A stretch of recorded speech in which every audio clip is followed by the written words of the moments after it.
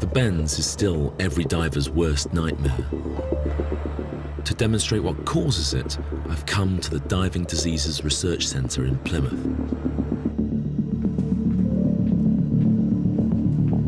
I'm about to go on one of the deepest dives of my life, but I'm not even going to get wet.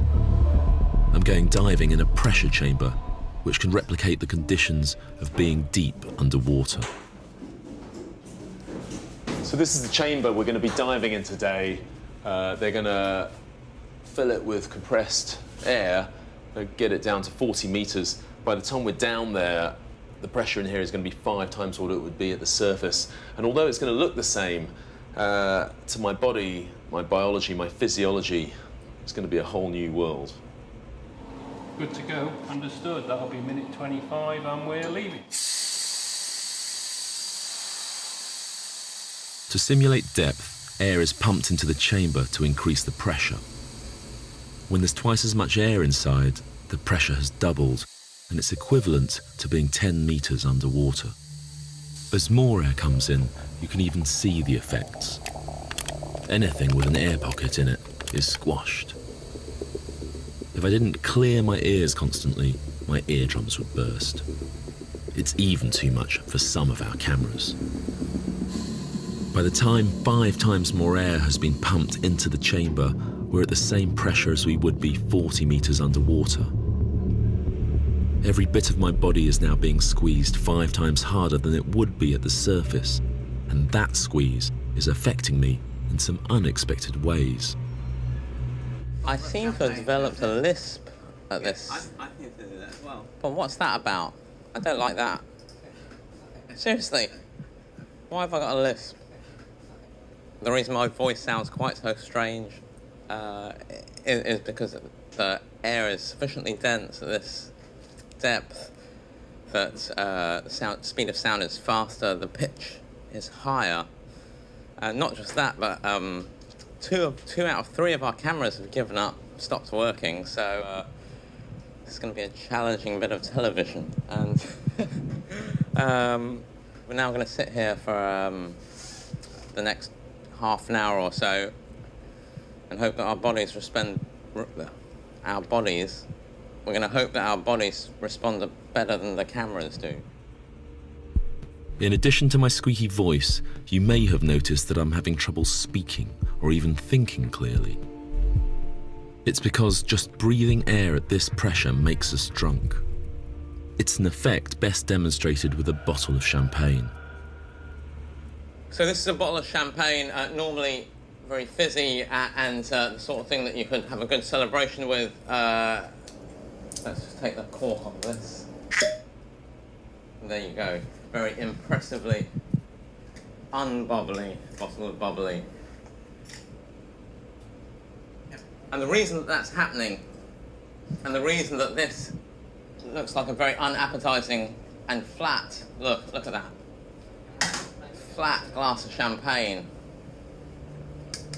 is because the pressure is keeping the carbon dioxide firmly in solution. So this doesn't want to fizz. The reason the champagne is flat is that the higher pressure is stopping the bubbles forming by forcing the gas to stay dissolved in the liquid. And exactly the same thing is happening in my body. In my lungs, the pressure is forcing the gases in the air to dissolve in my blood. There's now many times more gas dissolved in my body than there was at the surface, and most of it is nitrogen. And that dissolved nitrogen affects my brain like a powerful narcotic. It's what divers call the narcs. You don't need champagne to get drunk when you're at this depth. The nitrogen in your body is enough on its own to start to get you drunk. Nitrogen, which is normally inert at sea level, begins to behave like an anesthetic agent at this depth. Starts to make you feel giddy, lightheaded, starts to make you behave slightly abnormally. And so it's just as well because the alcohol tastes rubbish.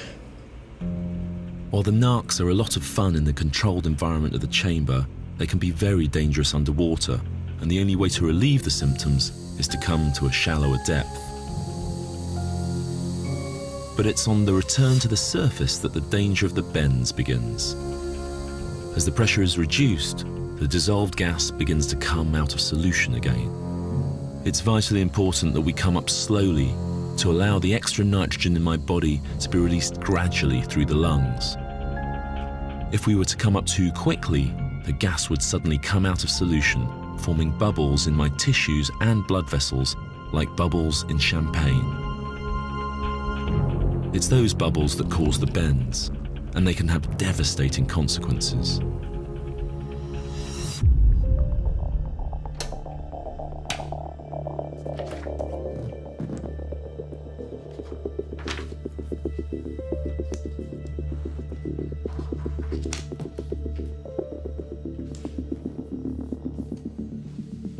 These are the worst consequences of an attack of the bends. This is what happens when the bubbles that evolve in your tissues and in your bloodstream get in and block vessels, either by passing through and causing damage or lodging in those vessels.